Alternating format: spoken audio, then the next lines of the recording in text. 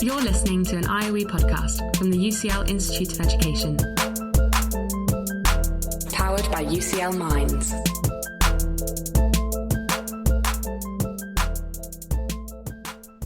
This is Research for the Real World, conversations with researchers and the paths they've taken to help shape our everyday lives. Hello, I'm Rob Webster. I'm an Associate Professor here at the IOE. On this episode, I'm delighted to be joined by Professor Alison Fuller. Alison is Pro-Director of Research and Development at the IOE, and she is also a Professor of Vocational Education and Work. Alison is an authority on the topics of post-compulsory education, lifelong learning, vocational education, and apprenticeships. Hello, Alison. Welcome to the podcast. Hello, Rob. Really good to be talking to you this morning. Likewise. We're going to talk about your research shortly, Alison, but before we do, I'd like to ask you about your research and development role at the IOE. Can you tell us what being the Pro-Director of Research and Development entails? Yes, well, first of all, I think it's the best job in the IOE.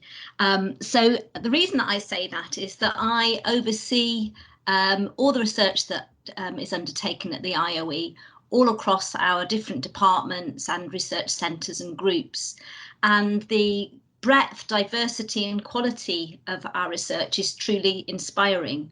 So my job really is to keep a hand on the tiller to make sure that we're fulfilling our mission to contribute to society and really make a difference to people's lives, particularly through education, and to really give our researchers the confidence and resources and support they need to undertake amazing research that then engages with the people that they're trying to help so that we can make a real difference. And it's worth saying, isn't it, that even though we are the Institute of Education, our work spans out into social sciences and it touches on health as well. So we cover quite a range of disciplines in the research world. We're unique, actually, amongst faculties of education in the breadth and diversity of the disciplinary expertise that's included. We span from teacher educators and more mainstream educationalists through sociologists, psychologists, historians, philosophers, engineers, people who are particularly expert in health-related research, people who've got really specialist interests and expertise in particular conditions that often affect people's ability to learn. So we have a great specialism around special educational needs and learning needs and development needs more generally. We have a lot of expertise in system development, so helping and supporting the development of school leaders and college leaders and generally sector leadership and management. So we really do span the whole range. And I think what's distinctive and what's a challenge but also a great joy is when we can bring those disciplinary perspectives together to tackle questions in new ways. I think there's been a recognition that many questions can't be particularly well answered without bringing in a range of expertise. And that's what we really try and do and have the opportunity to do through our sort of size and scale. And the last thing I'd say is that as part of UCL, whom we joined about 5 or 6 years ago, the playground in which we're playing has become huge. We now are able to work with scientists from across UCL and increasingly are finding ways of contributing to very big research programs that others within UCL may be leading, and we're contributing education and social science perspectives into those.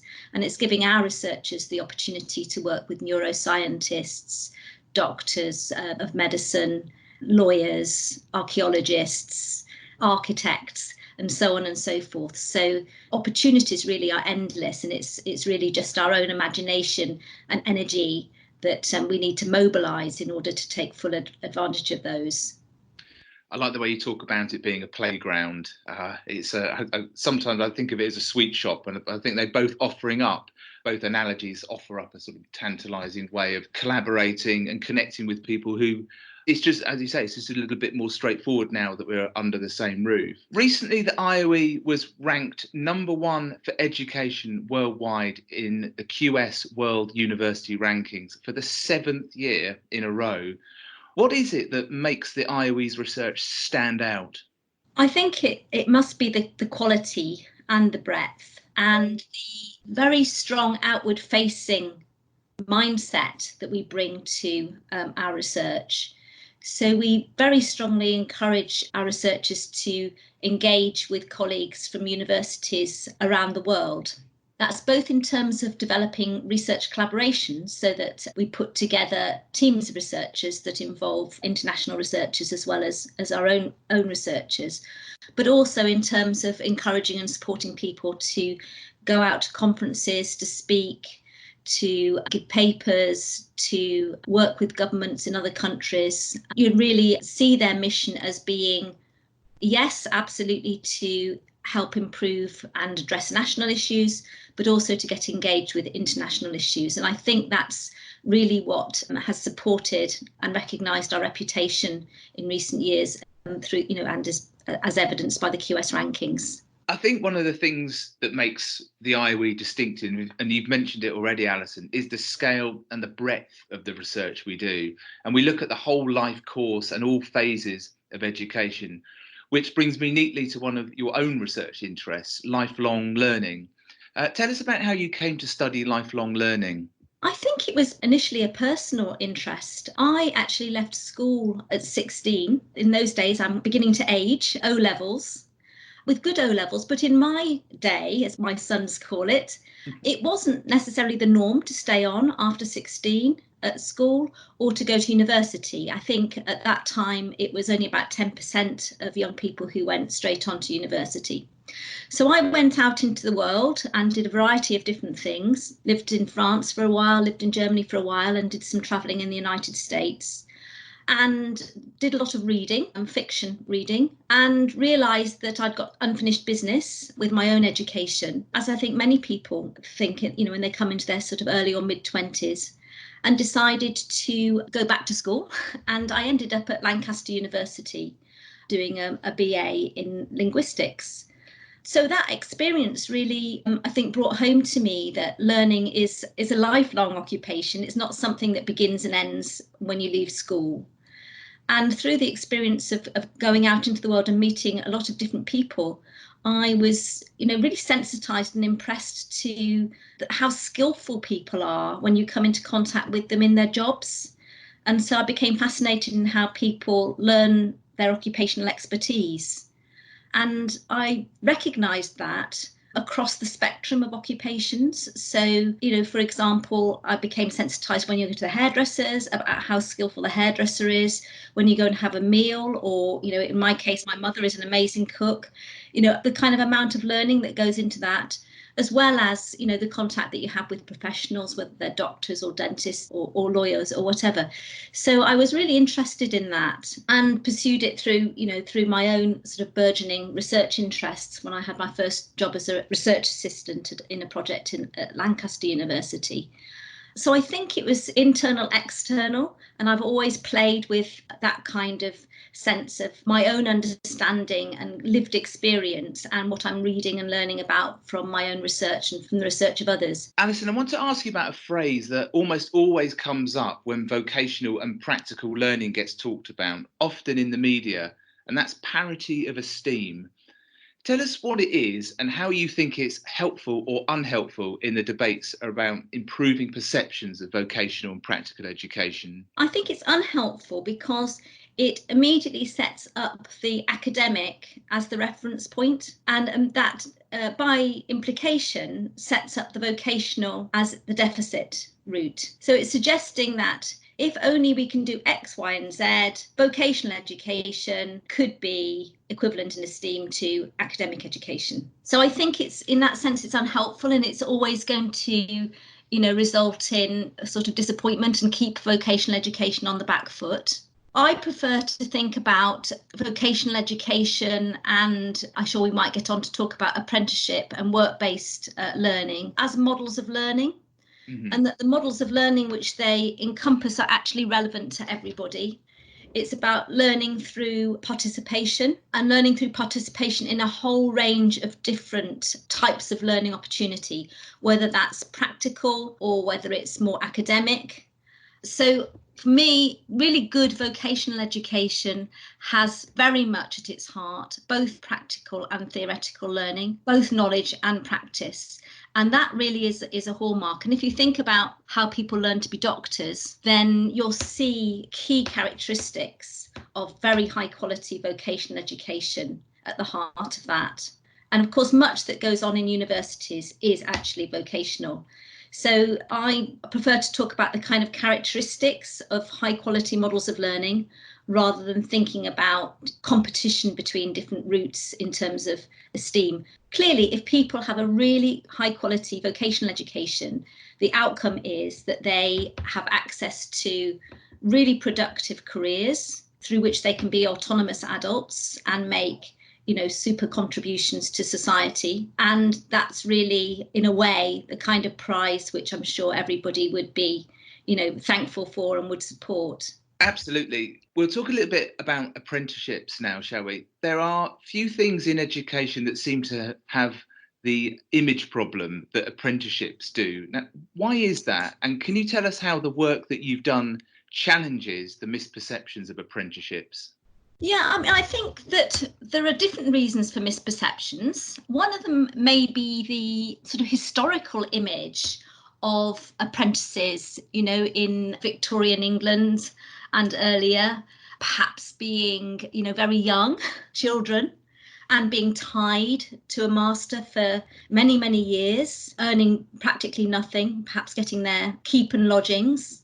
So that could have sort of sense that apprentices can be put upon and potentially exploited. So I think that kind of historical legacy is potentially there, at least for some, if they have a misapprehension about apprenticeship. That's quite a long legacy, isn't it? We're talking about almost hundreds of years ago, a conceptualisation of apprenticeships where it is associated with board and lodgings and I guess a subservient kind of relationship. I think that's right. But of course, we do know about these things. They've been written about in fiction and so on. So as I say, the other side of that, of course, is that, apprenticeship, even historically, was a formal route with formal recognition through the system of guilds that enabled people who successfully completed an apprenticeship to become what was known as a journeyman.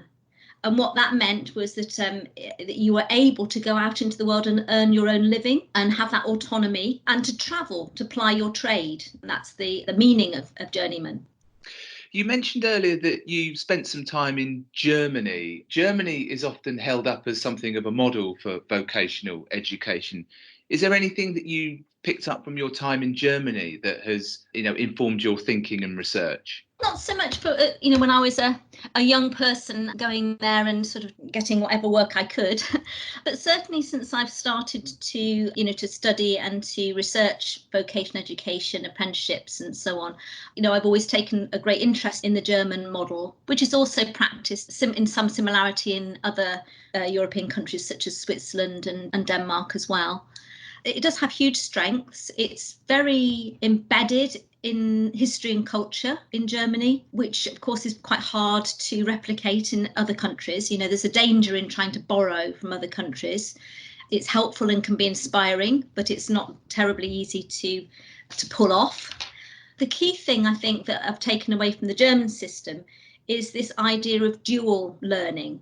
So their apprenticeship and vocational education is very structured into including planned on and off the job provision. They also take the role of the vocational teacher very seriously and have full programs of education to qualify people to become vocational teachers, or indeed to become what they call meisters in the workplace. So people in the workplace who've been trained to be trainers. And those occupations in Germany have high status and high standing and have a lot of resources put into them in terms of the colleges and teachers that teach the vocational educators and the meisters and so on. So there's a whole infrastructure there which is sort of hugely impressive and has been sustained over a long time. And that's an area which in England and the UK more generally, we haven't got that kind of tradition. So whilst we have fantastic vocational educators and fantastic workplace trainers, of course, the system that underpins and supports that is thinner, weaker than you'd find in Germany. I think that's really interesting, because when we're talking about parity of esteem, this demonstrates that it's a system level issue, isn't it?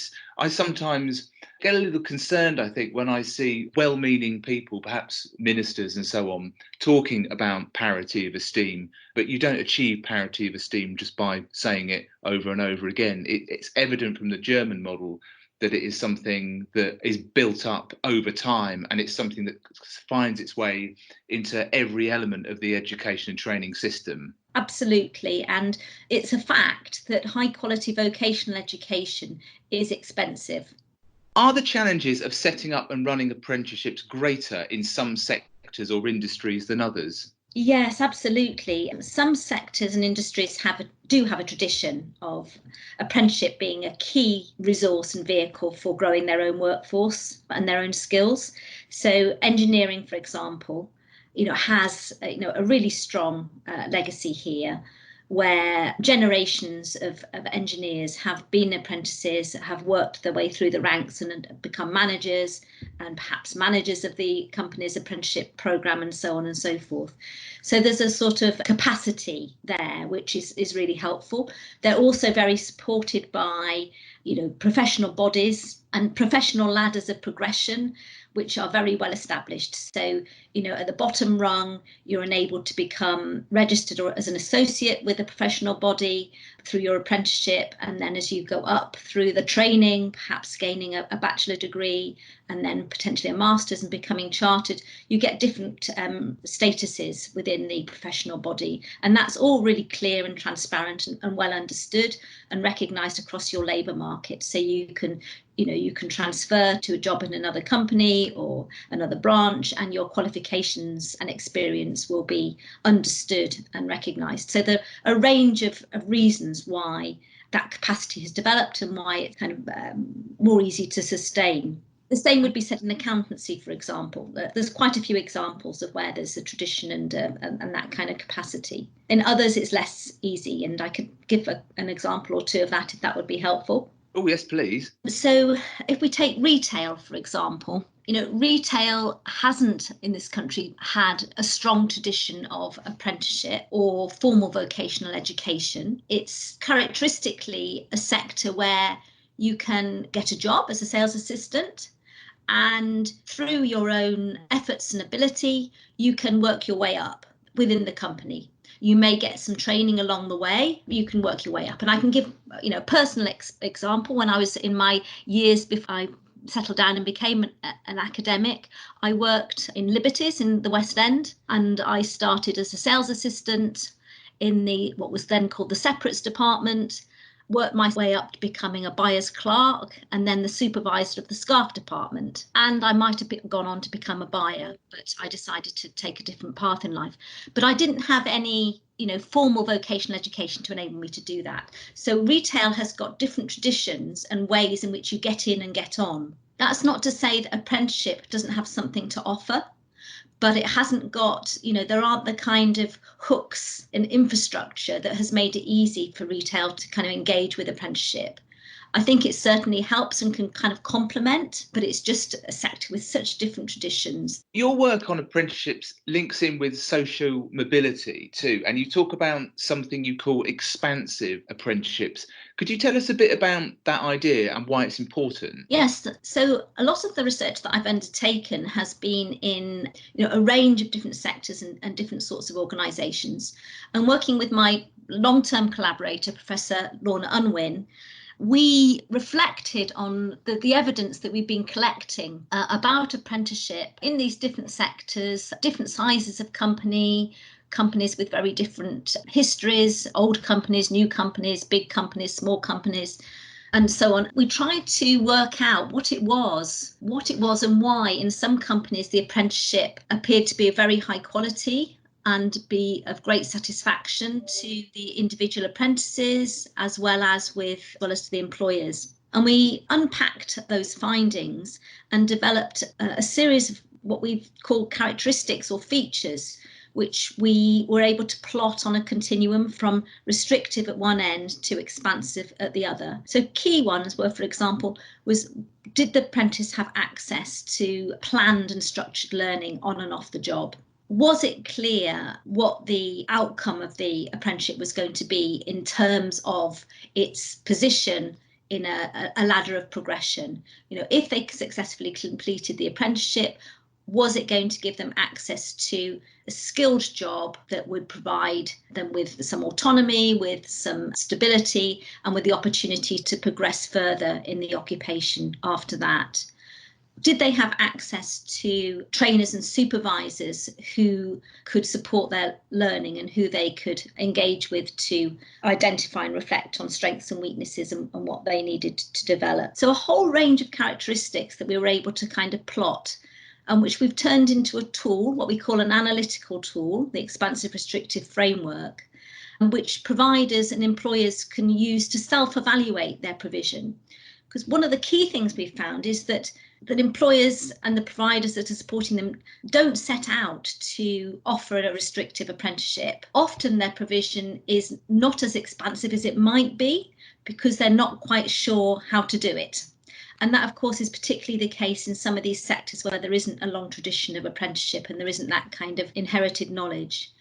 So that tool has been taken up quite widely in industry and I think has really helped people. It's not designed to make providers or employers feel that they're not doing it properly, but it's designed there for them to use and have the agency to use to think about how and in what ways they might be able to move, if not all of the aspects of their apprenticeship, but some of them further along the expansive scale. It sounds like what you're describing is improving the workplace as well as the apprenticeship itself. So is there something in that? There is something wider here about it's the context within which people work and learn, which can also feed into better learning experiences. I think that's right. One of the things that Lorna and I have talked about is, better workplaces equals better apprenticeships. And that through looking at apprenticeships and how the extent to which they're expansive or not, it gives us a kind of window on the health of the workplace as a learning environment. Because where apprenticeships are working well, you'll find a lot of other features of the workplace which are supportive of learning more generally across the workforce. People understand that they're workers and learners at whatever level they are. They understand that there's always more to learn. And a key feature of apprenticeship, of course, is that it's a substantial programme of new learning. You start as a novice and you end up as somebody who's got great competence. So that sort of sense in which we're all workers and learners is a sort of feature of those workplaces. And also you see kind of pedagogical features day to day. So you see feedback being given, you see problems being solved collaboratively, where people are thinking, actually, how has this problem arisen? What can we do to resolve it? How can we think about preventing it happening again? So there's a sort of dialogic approach and also a recognition that everybody's got skills, whether they're junior, whether they're a new start, whether they're very senior. So that, in a sense, openness to hearing and listening and involving colleagues is predominant in those workplaces which appear to us to have a more expansive character. So you're valuing your workforce and you're valuing what they know, regardless of where they might stand in the organisation. Absolutely. So just to give a quick example from a research project that Lorna and I carried out a few years ago, we were asked by a big hospital trust to have a look at the porters, the hospital porters, and what opportunities for learning they have. Now, hospital porters are normally on the lowest band of the NHS's occupational and pay structure. You don't need any formal qualifications to become a porter. And as you may know or think, they're actually often quite invisible in the hospital. However, when you look at their work, they're in a sense, the conduit and the enabler of so much to happen. They take specimens around the hospital, they take oxygen cylinders around the hospital, they do a whole range of activities, taking patients to theatre and back and so on and so forth. So when we followed porters around in our ethnographic study, we were amazed at what they did and also how much they knew. And actually they had quite a lot of clinical knowledge, and they had a lot of social expertise in terms of how they engaged with patients, and their families, and really made a difference to the experience of those patients and their families, as well as supporting the doctors and nurses. So we were able, first of all, to bring that to the fore in our study and to give examples and to explain to the managers in the hospital that had commissioned this study what it was actually that porters were doing. And then we were able to work together to think how the hospital could better to support the development and opportunities for porters to make their work more recognised and actually to give them the opportunity to perform their skills to a higher sense, to the potential that they had. So hospitals and hospital staff are very much in our minds at the moment. We're recording this podcast in separate locations because the UK is in a state of virtual shutdown due to the coronavirus health emergency. So I just wanted to link that into our final question, Alison, and the role of the IOE and the research in the post-coronavirus landscape of the UK. It seems like this is going to have a transformational effect on UK society. So I'm curious, what do you think the research from the IOE will be able to offer policymakers and practitioners in the years ahead as we get to grips with life after corona? Yeah, I mean, I think we're all starting to think about this now, and to really try and get our heads around it. We have, as I mentioned before, researchers working in myriad fields at the IOE, and they will all be thinking in their own ways about this. So, for example, the Thomas Coram Research Unit focuses on children and families from the perspective of interaction between parents and children, but also how society supports them and a whole range of social policy interests.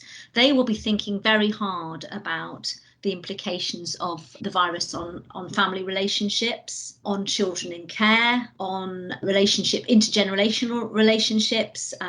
Children will be, anxious and worried about their grandparents. Grandparents will be anxious and worried about their families and grandchildren. So those sorts of questions about interaction, about intergenerational relationships, about implications for our social care and public policy around support for children and families will be at the forefront of their concerns.